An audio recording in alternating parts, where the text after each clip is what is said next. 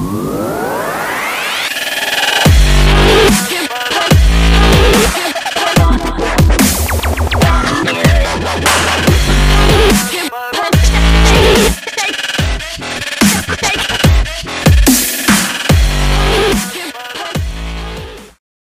up, guys? This is Dustin. This is Alex. Here with Awesome Sauce Vapor Reviews. We got a nice little box to bring you today. Now it's been a little bit since we've done anything on this channel, but today this is an initial impressions video of the Eleaf Istick Mix. It's kind of cool. It's actually double-sided IML and resin, which Eleaf has never used, according to their sheet, which is true. What do you think about it, Alex?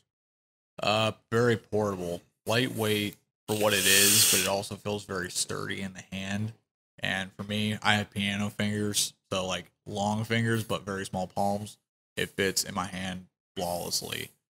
If I had to relate it to something, I'd probably put it along the lines of the Vupu Drag with the internal battery. Probably about that size. Somewhere in that proximity, maybe even a little bit smaller.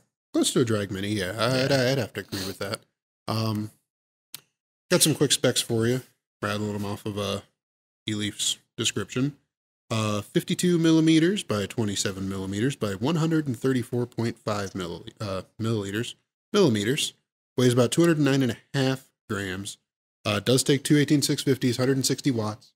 Has a USB Type-C charger. I don't know if you can see that in there. Yeah, probably not. It's right here.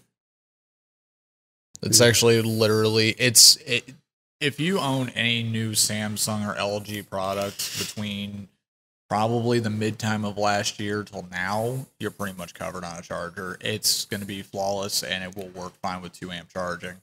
Yes. I charged it over the USB today, and it went beautifully. Charged them evenly. But like I said, dual 18650. My nice orange batteries. I got 25 hours of mine. Quick overview of the colors. You already saw the ink one. These actually really don't have names on them. Seabed Snaker. Yes. Their color schemes are just as crazy as Vupu's. What's this one actually called? Wind Ninja. We have Wind Ninjas. I'm dead. I'm okay with that. Hell Witch. Is that literally what's called Hell Witch? Yeah, it literally says Hell Witch. I'm deceased. I'm now deceased. Glary Knight. And it's not your regular knight, it's Knigget. Overall, though, initial impressions. I like it. It's about the same size as my Checkmate, which anybody that's been in the stores has most likely seen me running my Checkmate mod. I have absolutely loved that thing. The only con that I have found thus far, and I have only been running this 2 days, you 1 day, right? I just got mine today. The only con that I have found is battery life.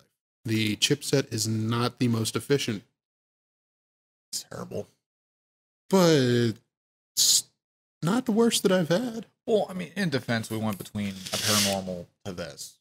I mean, you tried your Crown, which paranormals, if anybody's familiar, they run the DNA 250C chip, which is just insanely efficient. So that's one argument to have. This, it is literally the basic of basic functions that you could ever ask for in a box, with a couple little things that you know for a fact that would help you along the way. Yeah. You have your temperature control, you have your memory settings, but it's majoritively all basic. It's nothing new. You have your variable wattage, no variable voltage. For anybody who loves that, I apologize to let you down. We don't have that.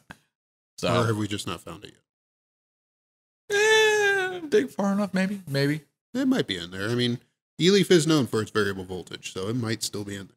Tell me about it. The reason why I stuck with the products for so many years. I mean, at the end of the day, it is a comfortable, tiny little mod. It's an Eleaf product, so I could probably throw it across the shop and pick it up and vape it after I replace my bubble glass. The main thing about this is, can we just get to the price and get this over with? Because how efficiently cheap this is. It is. It is extremely inexpensive for a dual 18650 battery mod. That runs the highest wattage as it does. Yeah, 160 watts. I mean, there are people out there that vape hotter than that, and they're wrong. Very wrong. I enjoy my hot vapes, but that's a little too much. 0.51, 70 watts. Argue with me about how hot a vape can be. This is a Mage V2 from Coil Art. I've got dual 26 gauge in here, wrapped 9 times around a 3mm. I'm a rebuildable junkie, and let me tell you something, this vapes flawlessly. It's not an argument. It's fine. It hits perfectly fine. A little bit of ramp up. That's the only curveball I had. Did you notice that at all? A little bit of ramp up. Damn mesh. Fireluke mesh. 85 watts, because that's all I vape my Fireluke at. I'm a creature of habit, and that's all it is. Oh yeah, yeah. I mean, take another one. Fair enough. But that's the initial impressions on the Eleaf Istick mix. Look for it at all of our stores. We got 4 stores right now. They all have it, and truthfully, my initial impressions are positive.